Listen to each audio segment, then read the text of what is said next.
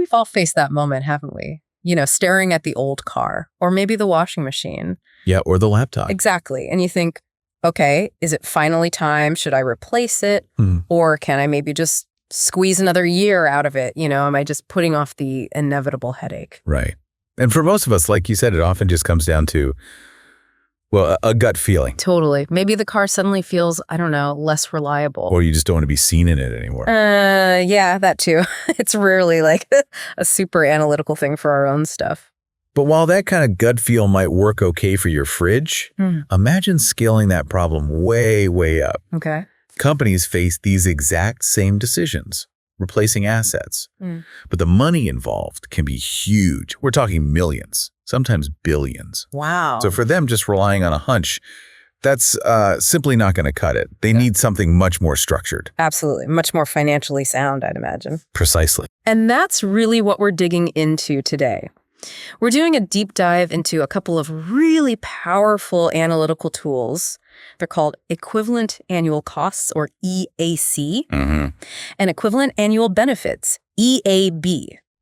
We want to unpack how these methods actually help companies make those big long-term decisions. Yeah, and maybe, just maybe, understanding the logic might even shed some light on your own big financial choices down the line. That's the hope. So this deep dive, we'll be pulling out the key insights from our source materials, really walking you through how these methods work in practice. Yeah. You'll see how they give businesses a much more solid basis for making these long-term calls, moving way beyond just guesswork.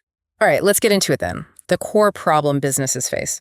How do they actually figure out the optimal time to replace an asset? Like, what's the sweet spot? Getting the most value before it just starts costing too much to keep running. Yeah, that's the million-dollar question, sometimes literally. And this is exactly where the equivalent annual cost, the EAC method, becomes really, really useful. Okay. It's a key tool for making that optimal choice. Basically, it involved two main steps. Right. First, you calculate the net present value, the NPV, of all the costs associated with each possible replacement cycle you're looking at. Okay, NPV of cost, step one. Step one.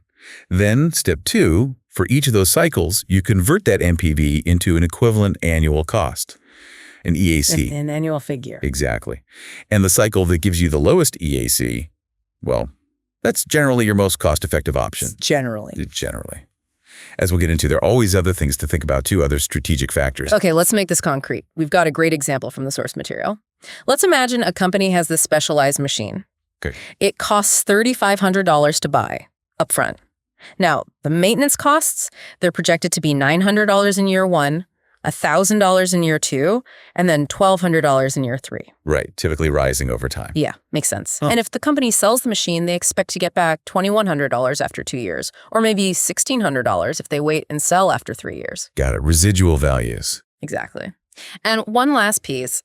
The company's cost of capital, think of it as their required return or their discount rate, is 11% per year. Okay, 11%. That's key for the discounting. So the mission, should we choose to accept it, is to figure out the optimal replacement cycle for this machine.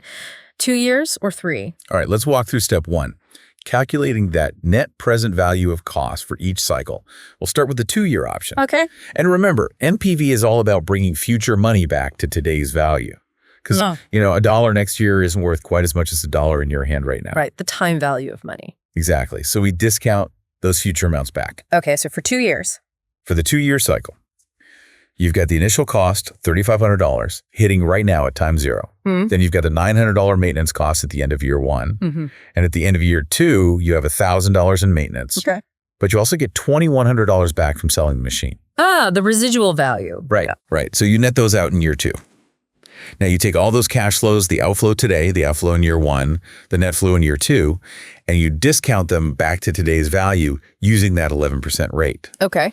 And when you run the numbers, the total net present value of cost for that 2-year cycle comes out to be about $3,418. $3,418. Got it. And just a quick clarification point. When do we usually assume these maintenance costs actually happen? Like beginning or end of the year? That's a good question, and it matters. Typically, for these kinds of calculations, we assume they happen at the end of each year. Okay. End of year. Yeah. And there's a little nuance there. Sometimes you see things like a big annual overhaul. Yeah. If that overhaul happens, say, right after you would normally sell the asset at the end of year 2, you'd actually exclude that specific cost from the 2-year cycle calculation because you'd sell it just before incurring it. Okay. That makes sense. But here it's just regular maintenance. So it's exactly regular ongoing stuff. So it's included. Now, let's do the same thing for the 3-year cycle. Still got the $3,500 initial cost, same as before. Maintenance is $900 at the end of year 1, $1,000 at the end of year 2, and now $1,200 at the end of year 3. Right. And at the end of that 3rd year, the residual value, what you get back from selling it, is $1,600. Okay, so in year 3, you've got the $1,200 cost, but also the $1,600 inflow. Correct. So again, we take all those cash flows over the 3 years, discount them back to today at our 11% cost of capital, and the net present value of cost for this 3-year cycle works out to be approximately $4,831. Okay, $4,831. Now, this is where, as you mentioned, it gets interesting. You look at those two numbers, $3,418 for 2 years, $4,831 for 3 years.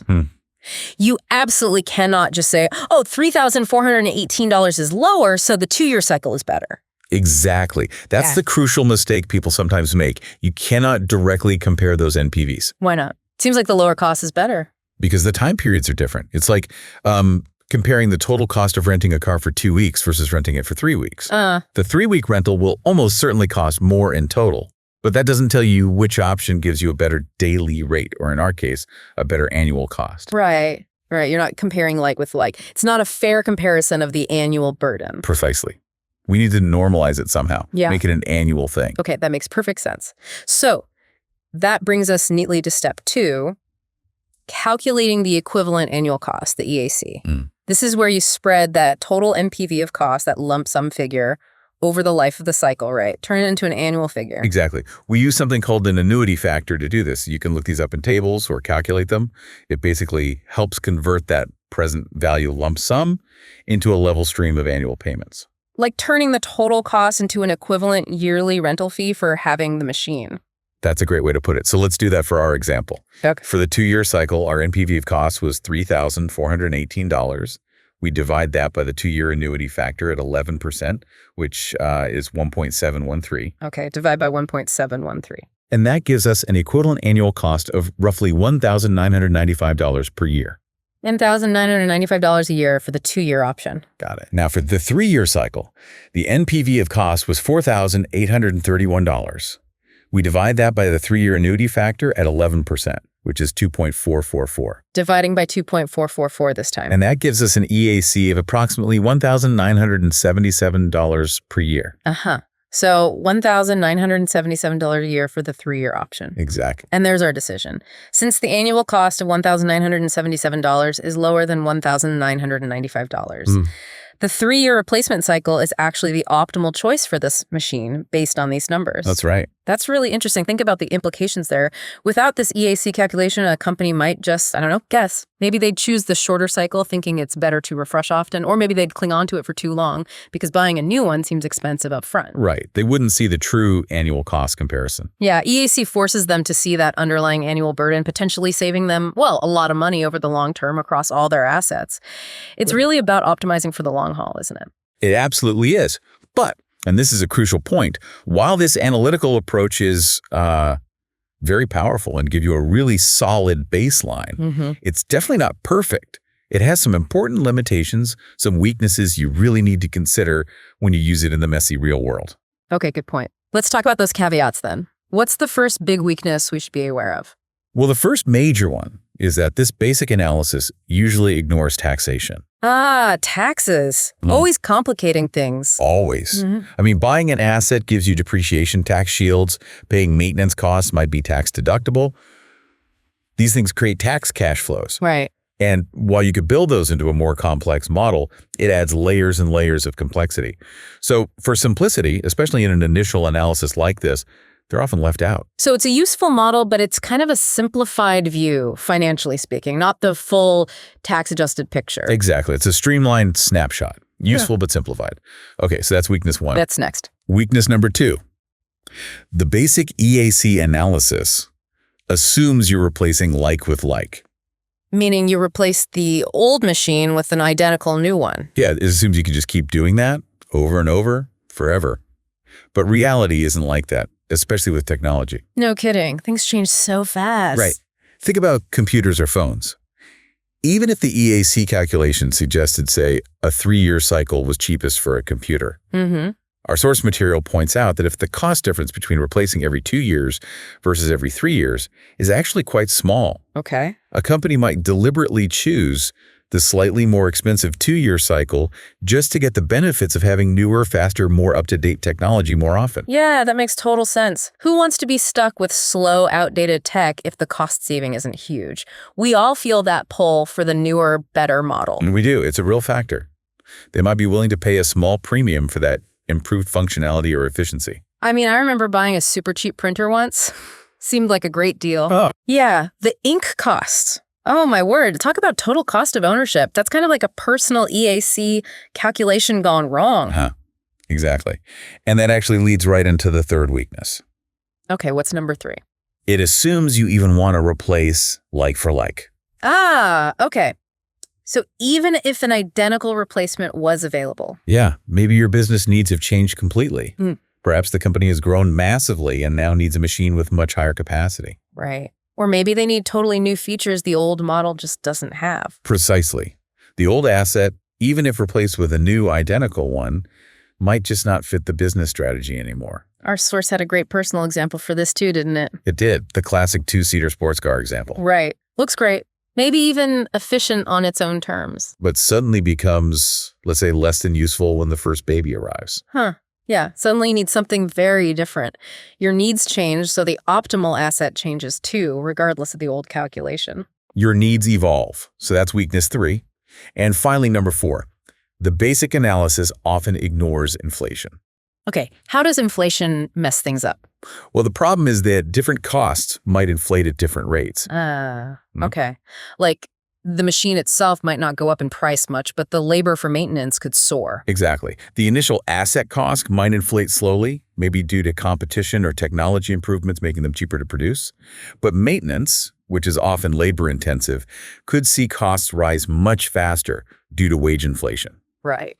If you have these different inflation rates hitting different cash flows in your analysis, the basic EAC calculation, which assumes sort of stable costs or a single inflation rate, might not be entirely accurate. So ideally, you'd need to factor in differential inflation. Ideally, yes. Right. Or if you can reasonably assume all cash flows will inflate at roughly the same general rate, you can simplify things by using real cash flows stripped of inflation and a real cost of capital. But differential inflation definitely complicates the picture. Okay, so EAC, powerful tool, great baseline, but you absolutely need to layer on that real-world context. Think about taxes, tech changes, evolving needs, and inflation. Couldn't have said it better myself. Yeah. It requires that contextual thinking. Now, you asked earlier if this technique has other uses. Yeah. Are there other situations where this kind of annualizing approach is helpful, even if we don't dive deep today? Oh, definitely. The same core logic applies in a few key areas. For instance, deciding when to replace an existing asset you already own with a new one. Okay, the keep versus replace decision. Exactly. When does the rising cost of keeping the old clunker outweigh the annualized cost of getting a new one? It's a common problem. Makes sense. Or, another big one, choosing between assets that do the same basic job but have different expected lifespans and different costs. Like the car example you mentioned. A cheaper car that lasts 5 years versus a pricier one that lasts 10. So precisely that. You can't just compare the upfront prices. You need to compare their equivalent annual costs to see which one is truly cheaper over its expected working life. Right, got to normalize for that lifespan difference. Exactly. And this whole idea of normalizing for different lifespans brings us neatly to the other side of the coin. Equivalent annual benefit, or EAD. Okay, equivalent annual benefit. How is this used? So EAB comes into play when companies are looking at mutually exclusive projects. Meaning they can only pick one project out of several options. Correct. And critically, these projects might have different lifespans, but they could potentially be repeated over and over again, perpetually. Okay. Now, the standard rule in finance is usually pick the project with the highest net present value, the highest NPV, because that adds the most value to the company, maximizes shareholder wealth. Right. Choose the biggest MPV. Seems straightforward. It usually is. Right. But what if the project with the highest total NPV also has a much longer lifespan than another option? Same problem as with costs. But now, with benefits, a longer project might generate more total benefit, but does it generate more per year? Exactly. EAB helps make that fair comparison. It annualizes the NPV of the benefits, helping you choose the project that generates the most value on an ongoing, repeatable basis, not just the one with the biggest single-shot NPV over a potentially very long time. Okay, let's use an example to see how this works. Say we've got two mutually exclusive projects, both repeatable. Project A has an NPV of $47 million and lasts for 3 years. Okay, $47 million over 3 years. Project B has a higher NPV, $58 million, but it lasts for 4 years. $58 million is over 4 years. Got it. And the company's cost of capital, their discount rate, is 13%.